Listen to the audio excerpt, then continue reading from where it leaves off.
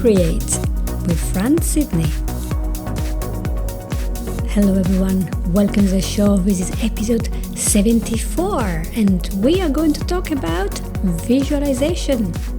And before you think, oh, that's not important, let me tell you, I'm going to quote to you some very important medical studies talking about the power of visualizing what we want.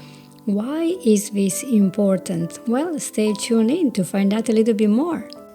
The inspiration for this topic came from a book that was written by Stephen Covey. And he wrote so many useful things which I love quoting all the times. And one of the things he said is that all things are created twice. So there is first of all a mental creation, and then we have a physical creation. The physical creation just follows the mental, just as building follows a blueprint.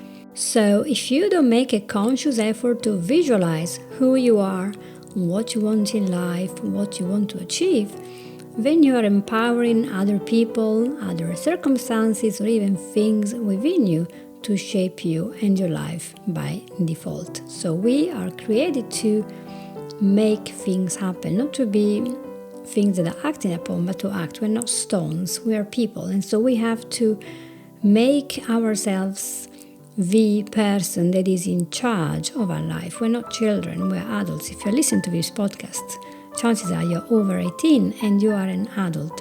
So if you want to get results, you have to think about how you're going to create them. And before you go out and take action, you want to think of these results as if they're actually happening.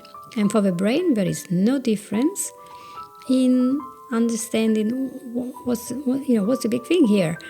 If you, for example, imagine that you are eating a lemon and you spend 5 minutes imagining the lemon, you hold it in your hand, you open it, you cut it, you can see the juice, you can smell it, and then you imagine that you are licking this lemon. You can almost feel this sour feeling inside your mouth. You can taste the lemon. Why? Because the brain is producing all the responses, and it might even increase the amount of saliva that there is inside your mouth. Why? Because the brain is super visual. Even people who say, I cannot visualize anything, they are visual, because when somebody calls them on the phone, they know exactly who's talking and they can visualize the person, they can even tell me what they look like, and they're not in there. So we can all visualize things. It just sometimes we call it feeling, but it's still pretty much the same skill. So let's talk about visualization and use a little bit of a medical study to have a look at that and what it does to us, which I'm going to tell you, it's amazing for healing. In 1999, there was a first randomized controlled trial on the use of guided imagery among cancer patients, and that was published in the British Journal of Cancer. In this study, 96 women who had been recently diagnosed with breast cancer that was quite large or locally advanced and who were receiving 6 cycles of chemotherapy were studied all the time. Half of these women were doing daily visualizations of their immune system destroying cancer cells. Now think about nowadays, there are lots of diseases and some of them are tackled by the immune system. Is the immune system only dependent on chemicals and pills or inoculations? Well, actually it does depend also on our diet and on our thinking. And this is the result of a study. There were women that were visualizing things and women who were not visualizing anything. And you will see the results within 18 weeks and then the others 37 weeks. Obviously, I'm not going to be able to share the entire study, but you can find it if you go and look for it. 1999, British Journal of Cancer. Go and look it up. So the researchers were from the University of Aberdeen in Scotland, and the 18-week study period, they had pretty much the same results between the two groups of women. So this study shown that although the short-term clinical response during this study period was pretty much similar between the groups, one was visualizing, one was not. But actually it showed that the quality of life and how people were rating their own life. And that was a well-established predictor of better long-term prognosis. That was much higher in the people, in the group of women who were visualizing the healing. And this, of course, suggested to the doctors or scientists that were doing this study, the visualization might have increased the women's chances of survival or even reduce the likelihood that their cancer would return at some point in the future. So it was interesting also to see that those who got the better clinical response were the women that have done the most vivid visualizations. And that is a small thing, isn't it?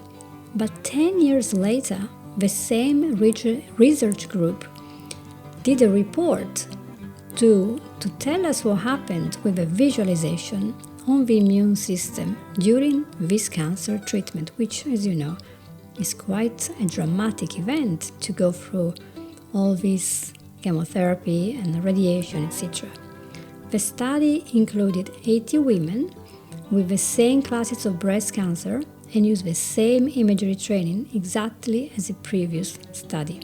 However, this time they studied the women for 37-week period where these women were receiving chemotherapy, surgery, radiotherapy, hormone therapy.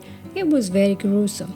They took blood samples 10 times during the 37 weeks and they divided again in visualizing and non-visualizing group. The results were very positive because the patients who have used these visualization techniques had a higher number of activated T cells and also the LAK cells, which is the lymphokine activated killer cells. These are the types of white blood cells that can inhibit the growth of a tumor and can destroy the cancer cells. So, to put this simply, the immune system seemed to be working optimally in the patients who have visualized and not as well in the patients who didn't. And the vividness of the imagery had quite an effect. In fact, the level of its natural killer cell was much higher in the women who were reporting very vivid imagery, who took the time to do that. So that was quite interesting. And so the researchers concluded that relaxation training and guided imagery beneficially altered these putative anti-cancer host defenses during and after multimodality therapy. As we said before, there were lots of different things that they were doing. So, does visualization work exclusively through its impact on the immune system? So there have been many similar studies, and people have targeted these visualizations towards their immune system. And in some, they have imagined that their cancer cells were destroyed by their own immune system. But in the other studies, the visualization was more focused on the movement of muscles, on the relieving of the symptoms, on repairing the body system. And the interesting thing, whether a person believes in visualization or not, might even introduce placebo or nocebo effect. So if you don't believe, it's not going to happen. So faith is a big thing, isn't it? You have to believe to get your result because you have a power. But if you don't believe you have a power, nothing can happen. Amazing. I love the mind. So what was the key that was going to be successful for this patient? It was to visualize what they wanted to happen. Visualize it as if it was happening there. So in these very specific research studies, the people have visualized that their immune system was destroying every cancer cell, and so they could visualize a tumor, and this tumor in their mind was shrinking and shrinking until it disappeared completely. And so they were creating this internal picture of what they imagined was going to happen in their body, and they transformed what they wanted to transform, although it wasn't perfect because they really couldn't see the cancer cell, but they did this frequently. They visualized every day and even twice a day, and sometimes few times a week. So the fact that they were consistent was very important. They were repeating, and as you know, if you take a long while repeating something, you are going to learn, because the mind learns by repetition, and this is how we change all our beliefs, by repeating things over and over and over. Just like a little toddler going up the stairs with mommy or daddy, when you hold their hand and this little toddler counts with you 1 step, 2, 3, and eventually you won't even realize your toddler has learned how to count to 10 without making any effort. Why? Because you repeat it all the time. Isn't that amazing? So let's think that you, in this moment of your life, you're very worried because you've just been diagnosed with cancer, or you have a disease that is just not giving you any time to have a break, or you have something in your life that you need to improve and it's not getting any better. One of the things you can work on is to visualize the result you want. If that is depending on something that can happen within you, it is entirely possible to get a result or something similar to this and going towards a result. And so the researchers have cleaned up all this list of things we can do in 7 different kind of visualization. Now, I don't want you to think as visualization as perfect vision with high definition. So we all imagine things in our own way, and it's important to look at them in our mind's eye. So you want just a clear intent. So this intent is giving you an idea, an image or a process, and just keeping in mind that the image that you build in your mind does not have to be accurately from a scientific point of view. It just has to be clear in your mind's eye, and you can even draw it on paper or sketch it to see what's going to happen. So the first type of visualization is called active change. So this is when you describe anything that's going to change in your body. For example, you can say, okay, I want to shrink this tumor. I want to shrink a cancer cell. So you imagine that the tumor is actively changing what it looks like. It's becoming smaller until it's gone.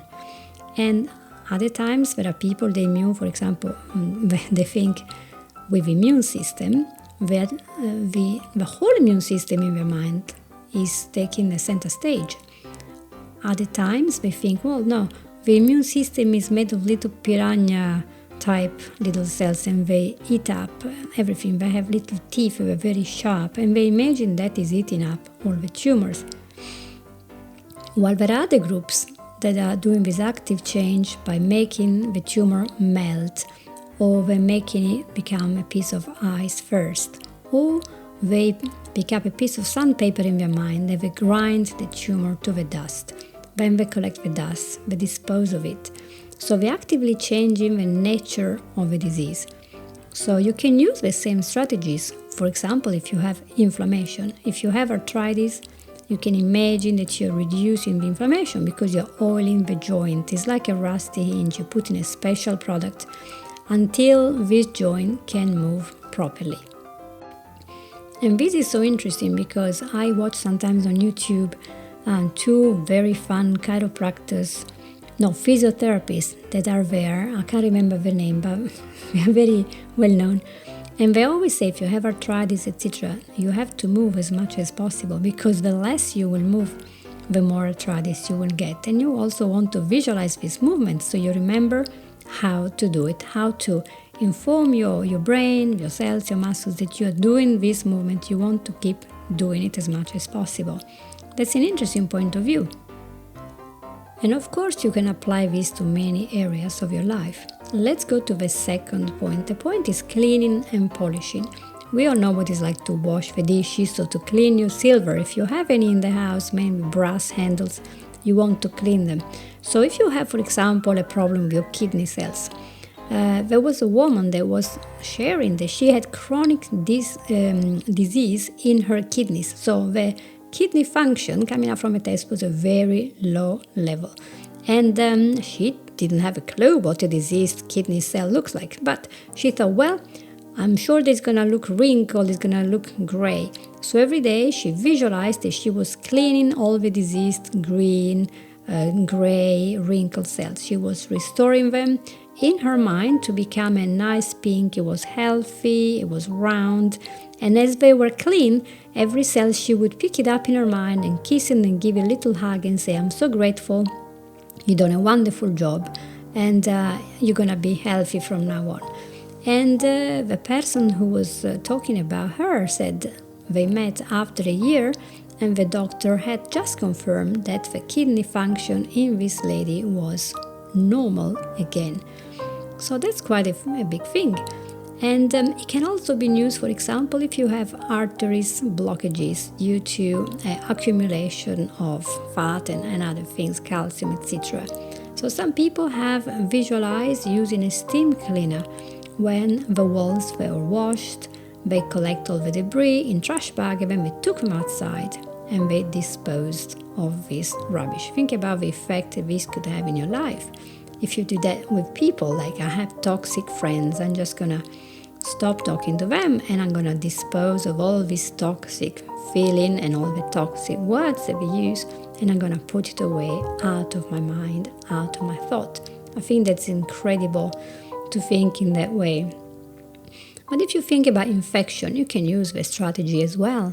So you can do the same thing for example, working on your infection as something that has a pepper sprinkled on it or some dirt. And so you go there with a vacuum cleaner and you pick it all up, and you can hear the sound of a vacuum cleaner, and you clear up all your carpets, and that is the sign of picking up the infection.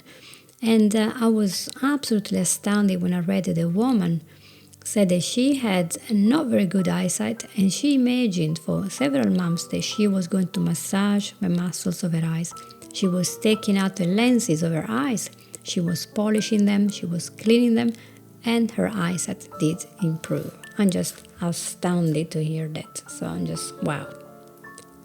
The third type of visualization is when you are intervening in the process, and this is very much useful if you have things like rheumatoid arthritis or lupus or type 1 diabetes or multiple sclerosis, even myasthenia gravis. So this is when the people think, all right, there is a process and I'm going to change what's happening during the process. So the immune system, instead of attacking yourself, is backing off. It's making friends with the areas of the body that's been attacking.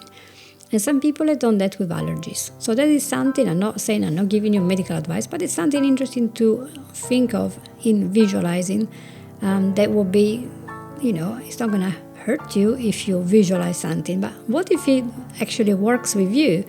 That would be just amazing. Let me know if you can visualize something positive in your life and in your health. And there is another technique that could be quite useful, and is to speak to your cells. So you imagine that you're having a nice conversation with the cells that are in a part of your body that is not doing well. Maybe there is a disease, maybe there is an injury. And so you ask the cells, okay, what is it you need? Do I need to change something in my life? Do I need to change my lifestyle, my diet? Is there something that I have to stop eating or stop taking? And this you can do while you're doing meditation. So you go into a relaxed state, when you start the conversation, and just listen to yourself. Sometimes just talking to yourself in your mind and asking yourself and being quiet. Maybe your mind already knows how to make you feel better. And maybe that will get you the answer that you need.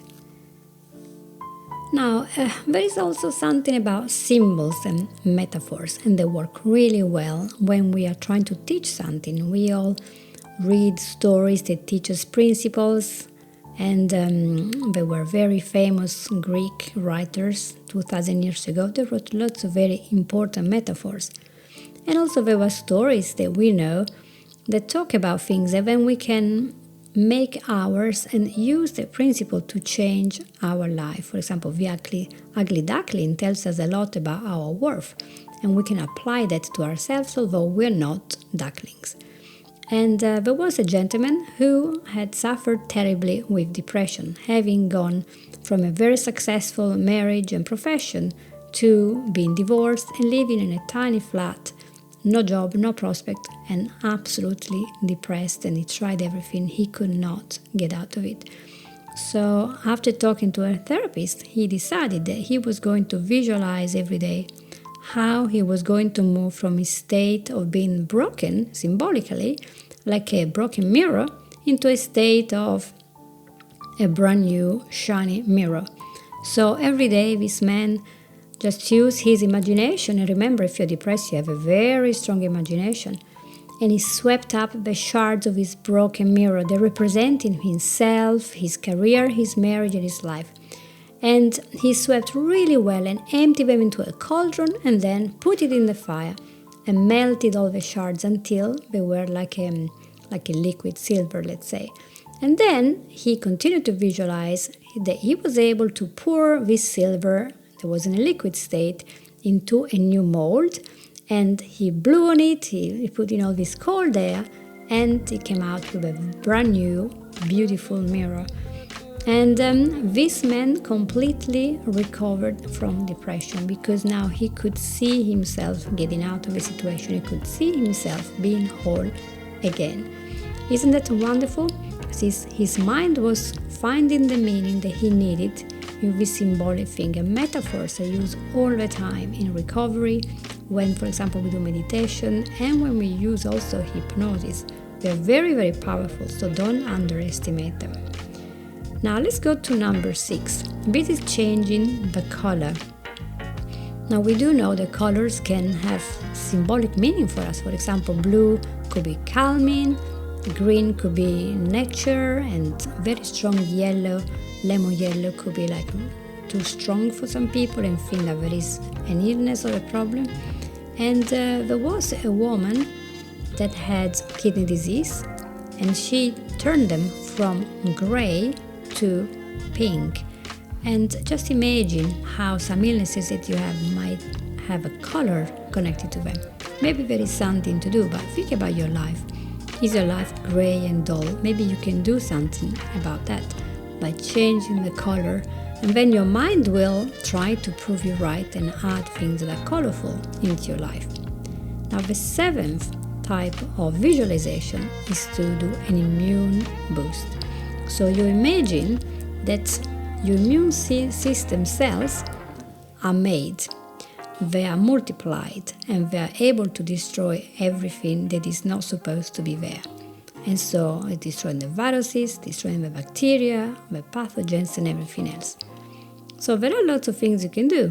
And I want to share the story of a woman called Kathy, who was diagnosed with non-Hodgkin lymphoma. So she had very large tumors in the abdomen and in the groin. And she was told that she had to have chemotherapy, and then she had to wait 5 weeks to see how the lymphoma was going to evolve. So they said, well, this is a slow-growing type, but because these are very large tumors, maybe let's have a look and see if they're becoming different, if they're changing, if they're becoming more aggressive.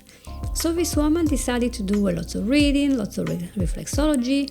She went to a nice diet of organic vegetables. She did lots of juicing, lots of walks in nature, laughter.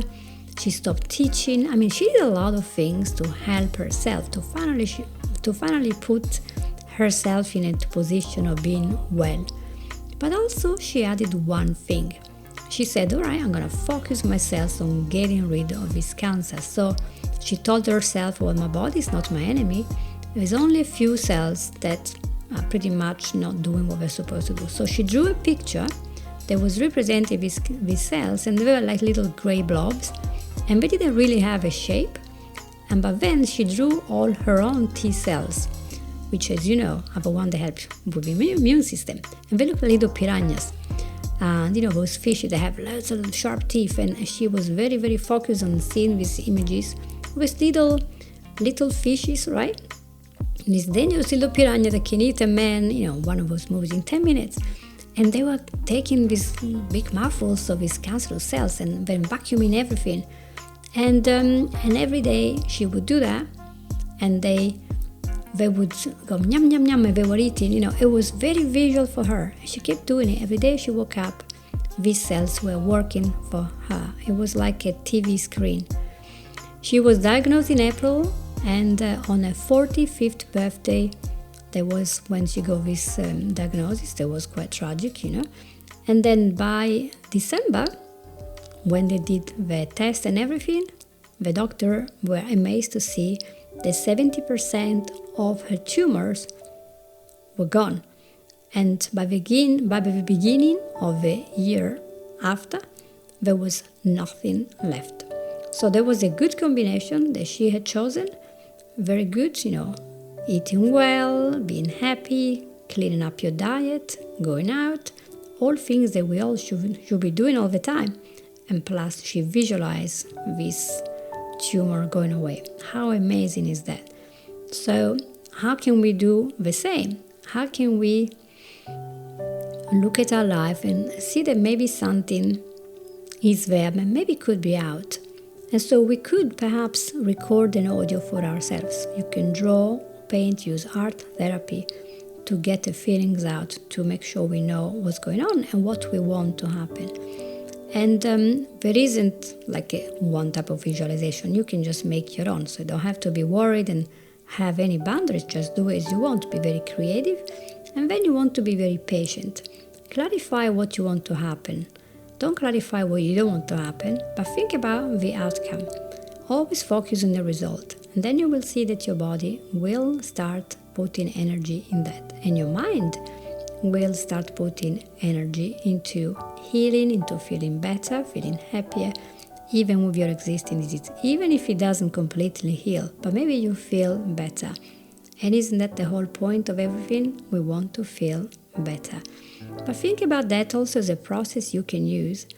If you want to change the situations in your life, this was not just about medical healing, but healing your spirit, your soul, and your broken mind. If you think that somebody has broken you and made you feel absolutely toxic about yourself, get the brush and clear away. Imagine that there is something broken there, and get your little thing and clear this away. Put this away in your mind, and that is supposed to help you greatly because it's metaphorical, and the mind will assign the correct meaning to what you're thinking about. It's just like watching a movie. When we watch a movie, if it's a happy movie, we may be in a good mood. If it's a comic mood, we're going to be really, really happy. And if it's a tragic, sad movie like Love Story, you're going to be crying. If it's a horror movie, you're going to feel down for a while, scared. Because our mind doesn't tell the difference between the images that are true or that are just pixels. And then we're going to have imagination on top of it. So just use your mind every day to visualize happy outcome, to visualize how you're going to get there, to visualize, for example, if you have anxiety, how you're going to get out of a house, what you're going to do, even if you have bad memories about a place where you've been before when you had problems, maybe you had a panic attack. Now you think, no, I just conquer this, I'm going to rock this. And I'm going to tell you a story. This happened literally last week. I worked with a client who has been suffering for many years from panic attacks. And the client had not been outside into shops and things like that for a long, long while because every time there was this panic attack. So we did all the session and everything. And then before the session and after the session, I had explained what you need to do is to visualize yourself walking outside of a house, going inside the shop, walking around, looking at the shelf, looking at the things, and just feeling wonderful. You're breathing well, you're breathing deeply, everything is fine, you are brilliant. And so right after the session, we literally got into the car and went to the nearby supermarket, which is literally 30 seconds from my home. And we went to the supermarket, we went upstairs and we had a nice time. I had a piece of chocolate cake. The client didn't, but we just talked normally and I was checking, how's your breathing? That's fine. And then we went around for 40 minutes. We were around the shop, up and down. It was massively full of people, not a problem. There was nothing there. And when there was a little, oh yeah, there's a weird symptom here, I was like, okay, and what's the price of that bread in there? What's the price of that chocolate? Which one do you prefer?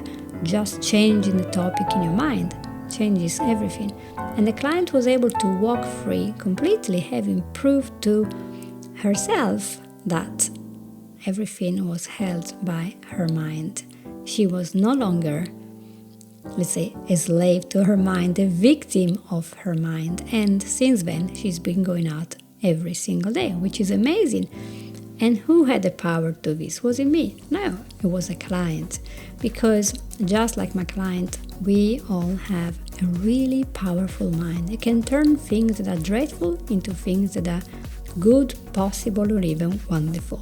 So it's up to us to change the way that we think so that we can change the way that we act and we feel and we get results. So instead of thinking all the time, oh, if I do this, I'm going to fail, things are not going to do well, think, what if actually things go well? And that is going to really change your life. So thank you so much for being with me. It has been a long episode of 31 minutes. And I hope to see you next week. And I will be very pleased if you can click like and share this episode with your friends. So thank you so much, and I'll see you soon. Bye-bye. You have listened to Create with Franz Sidney.